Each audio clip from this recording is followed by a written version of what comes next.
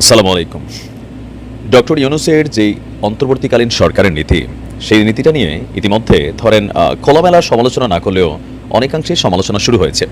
বিশেষ করে আপনার আওয়ামী বিরোধী যেই রাজনৈতিক দলগুলো আছে, তারা ভাবছে যে ডক্টর ইউনূসের অ্যাকশনের ভূমিকাটা হবে ধরতক্তা মার পেরেক টাইপের। বাট অন্তর্বর্তীকালীন সরকারে ডক্টর আসিফ নজরুল ইসলাম থেকে যারাই আছেন তারা অনেকটা ধীর গতিতে হাঁটছেন। কেউ কেউ বলছেন যে আওয়ামী লীগ নেতাদেরকে বাংলাদেশ থেকে পালিয়ে যেতেও সহযোগিতা করা হচ্ছে এই সরকারের পক্ষ থেকে। কারণ আমাদের সেনাবাহিনীর কাছে যেই সকল 650 জনের উপরে মানুষ ছিলেন, তারা আসলে কারা ছিল, তারা এই মুহূর্তে কোথায় আছে, এ নিয়েও নানান ধরনের বক্তব্য আসছে। তবে ডক্টর ইউনূসের যে রাষ্ট্র পরিচালনার নীতিটা আপনি যদি গভীরভাবে খেয়াল করেন, আমার কাছে যেটা মনে হচ্ছে আর কি, যে কারোর সাথেই বিভেদে জড়াতে চাচ্ছেন না। তিনি চাচ্ছেন কোনো পক্ষে যেন তার অবস্থানটা মেক শিওর না হয়।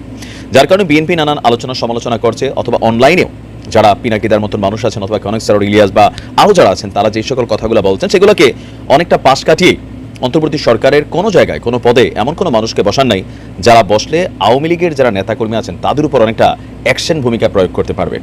তো সর্বশেষ প্রশ্ন হচ্ছে যে 5ই আগস্টে শেখ হাসিনা যখন বাংলাদেশ ছেড়ে ভারতে গেলেন, 45 দিন তার কূটনৈতিক এই পাসপোর্টটার মেয়াদ ছিল।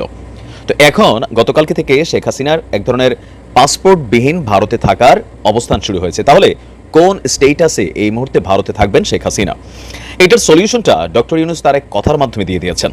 ভারতীয় কূটনীতিক বা বিশ্লেষকরা মনে করছেন আন্তর্জাতিক গণমাধ্যমে কিন্তু ডক্টর ইউনূস সাহেবের ওই কথাটারই এখানে ফোকাস হিসেবে নিয়ে আসছে, যে ইয়েস, সম্ভবত এই কথাটার মধ্যে একটা মেসেজ ছিল। যদিও কথাটা গেল কয়েকদিন আগে যখন শেখ হাসিনার একটা ফোন কল ভাইরাল হয়েছিল, তখন ভারতীয় একটা গণমাধ্যমকে দেওয়া সাক্ষাৎকারে ডক্টর মোহাম্মদ ইউনূস এই বক্তব্যটা দিয়েছিলেন। তার বক্তব্যটা ছিল এমন যে শেখ হাসিনা যেন ভারতে চুপচাপ থাকে, তিনি যেন কোনো ধরনের কথাবার্তা না বলেন যে কথার মাধ্যমে দেশে অস্থিতিশীল অবস্থার তৈরি হয়।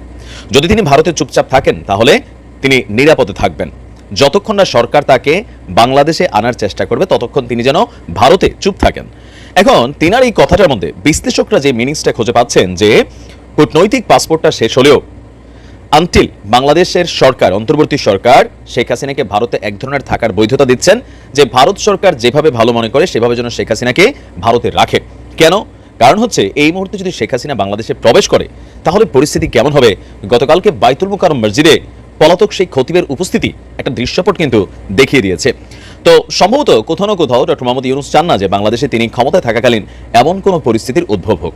আবার অপরদিকে আমাদের আইন উপদেষ্টা ডক্টর আসিফ নজরুল ইসলাম বলেন, পররাষ্ট্র উপদেষ্টা যিনি আছেন বা সরকারের বিভিন্ন যেই উইংসগুলো আছেন, শেখ হাসিনাকে বাংলাদেশে ফিরিয়ে আনতে বিএনপি বা রাজনৈতিক নেতারা যতটা সরব বক্তব্য দিচ্ছেন, কিন্তু যাদের হাতে এই ক্ষমতাটা, যারা ফিরিয়ে আনবেন বা প্রসেসিংটা করবেন, তারা অনেকেই ধীরগতি বা এ ব্যাপারে অনেকটা গা ঢাকা অবস্থা বা ধরেন মানে ভাবলেশহীন একটা ভূমিকা পালন করছেন।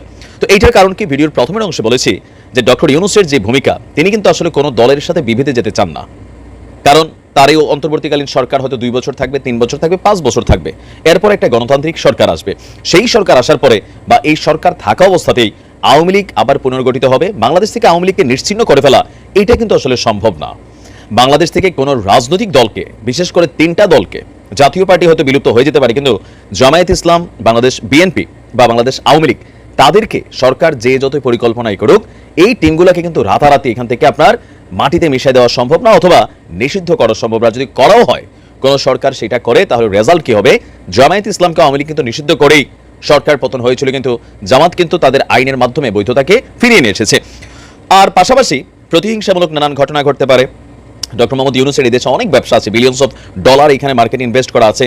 তো সেই দিনগুলোতে আসলে ডক্টর মোহাম্মদ ইউনূসকে কোনো রকম ইস্যু ছাড়াই এক ধরনের আওয়ামী লীগের সাথে ডক্টর মোহাম্মদ ইউনূসের যে অবস্থান তৈরি হয়েছিল, তো এখন যদি তিনি তার ক্ষমতাকে প্রয়োগ করে কোনো ধরনের নেগেটিভ সিচুয়েশন তৈরি করেন, তিনি সম্ভবত দূরদর্শী চিন্তা করছে যে পরবর্তী সময় এইটার তো ভাই ইফেক্ট থাকবে।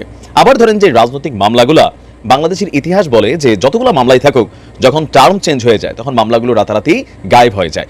তো এরকম নানান ইস্যুতে আসলে শেখ হাসিনাকে এই মুহূর্তে বাংলাদেশে ফিরিয়ে আনার ইচ্ছা, আমার ধারণা বা যতটুকু আমরা আবহাওয়াটা বুঝতে পারতেছি, বা বিশ্লেষকরা যারা ভাবছেন যে শেখ হাসিনার পরবর্তী গন্তব্য কোথায়, যেখানে বাংলাদেশে 10-12 লক্ষ রোহিঙ্গা আশ্রয় দিয়া নিজেই ওয়ান কাইন্ড অফ এখন রোহিঙ্গাদের মতন তিনি ভারতে আছেন, তিনি না পারছেন আরবদের কোনো দেশে যেতে, আমেরিকা তার ভিসা বাতিল করছে, যুক্তরাজ্য এক ধরনের কৌশলী অবস্থান নিয়েছে, সেখানে তাকে প্রবেশ করতে দিচ্ছে না, ফিনল্যান্ডেও তিনি যেতে পারছেন না, তাহলে তিনি যাবেন কোথায়?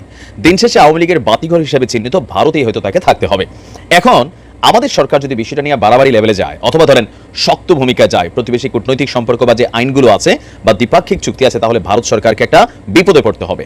তো সেই কারণে সম্ভবত একটা শর্ত দিয়ে দিলেন ডক্টর মোহাম্মদ ইউনূস শেখ হাসিনাকে, যে যতদিন ভারত থেকে বাংলাদেশে ফিরিয়ে আনার উদ্যোগ না নেওয়া হয় ততদিন আপনি ভারতে থাকেন, তবে চুপচাপ থাকেন। এখন এই মেয়াদকালটা কতদিন ডক্টর মোহাম্মদ ইউনূস তার বক্তব্যের মধ্যে প্রকাশ করেননি।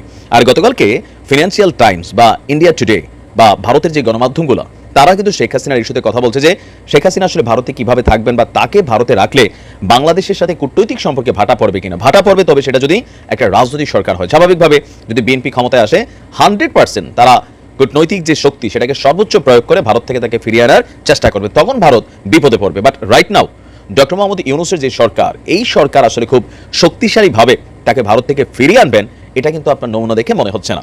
এখন উপদেষ্টারা বিভিন্ন সময় বিভিন্ন কথা বলছেন, কিন্তু কার্যকরী ভূমিকা অথবা ধরেন আন্তর্জাতিক যে বিচার ট্রাইব্যুনাল গঠন করা হয়েছে, যেটা আওয়ামী লীগ সরকার করেছিল, যেটা এখন শেখ হাসিনা নিজের জন্যই গলার ফাঁদ হয়ে গেছে, সেই ট্রাইব্যুনালেও এখন পর্যন্ত কিন্তু কোনো বিচারক নিয়োগ দেওয়া হয়নি বা সেটার কি বলা যায় কার্যক্রম যেটা, সেটাও কিন্তু ওইভাবে শুরু হয়নি। সো মামলাগুলো চলমান, আর সবগুলা রাজনৈতিক মামলা। এই মামলাগুলোতে যখন এটার বিচারিক ট্রাইব্যুনাল প্রক্রিয়া গঠন হবে, বিচারক নিয়োগ হবে, সেখানে কমিশন গঠন হবে, এগুলো একটা আসলে দীর্ঘমেয়াদী প্রসেসিং। তো এই প্রসেসিংটাতে যে সময়টা থাকবে, এই সময়টা চাইলেই শেখ হাসিনা ভারতে থাকতে পারবেন। আর ডক্টর ইউনূস সাহেব তার সেই বক্তব্যে হয়তো এমন একটা ইঙ্গিত দিয়েছেন, বিশ্লেষকরা ভাবছেন। আর পজিটিভলি এটাকে যেভাবে দেখা হচ্ছে যে যেহেতু সরকারের পক্ষ থেকে ভারতকে কোনো চাপ দেওয়া হচ্ছে না, আবার ভারতের প্রধানমন্ত্রী নরেন্দ্র মোদীও ডক্টর ইউনূসের সাথে জাতিসংঘের সে অধিবেশনে বৈঠক করতে যাচ্ছেন না। দুই নেতার দেখা না হওয়া শেখ হাসিনার জন্য একদিকে কিন্তু ভালো, কারণ দেখা হলে এই আলোচনাটা ফর্মালি নন ফর্মালি এটা কিন্তু সামনে চলে আসবে। তো এই মুহূর্তে শেখ হাসিনার উচিত ভারতে চুপচাপ থাকা। যদি তিনি আর কোনো বক্তব্য দেন, ফোন কল ভাইরাল হয়, তাহলে হয়তো সেই ক্ষেত্রে সরকার তার হার্ডলাইনটা ইউজ করবে। এখন দেখা যাক পরিস্থিতি আসলে কোন দিকে যায়। তবে ভারত সরকার তাকে কিভাবে রাখবে, ও যে আপনার তিব্বতের যে নেতা, চীনের সাথে যে নেতাকে নিয়ে একটা ঝামেলা, হ্যাঁ দালাই লামা সম্ভবত, তাকে যে ইস্যুতে রাখছে, ঠিক একইভাবে শেখ হাসিনাকে কিন্তু রাজনৈতিক শক্তি আসলেও রাখার সুযোগ আছে ভারতের কাছে, তবে এতে কূটনৈতিক সম্পর্ক নষ্ট হবে। বাট এখন তিনি নর্মালি ভারতের হয়তো সেই ভিসাকে এক্সটেনশন করে, ভিসা থাকুক না থাকুক, ভারত তাদের আইন করে শেখ হাসিনাকে রাখার সুযোগ থাকবে। যদি বাংলাদেশ সরকার তার উপর ওরকম চাপ প্রয়োগ না করে, তাহলে দুই দেশের মধ্যে আর ঝামেলা হবে না শেখ হাসিনা ইস্যুতে। রাজনৈতিক সরকার আসলে ভবিষ্যতে সেটা আলাদা ইস্যু। মাঝখানে শেখ হাসিনা নিজেও বাংলাদেশে আসেন কিনা সেটাও একটা প্রশ্ন। ভালো থাকুন, আসসালামু আলাইকুম।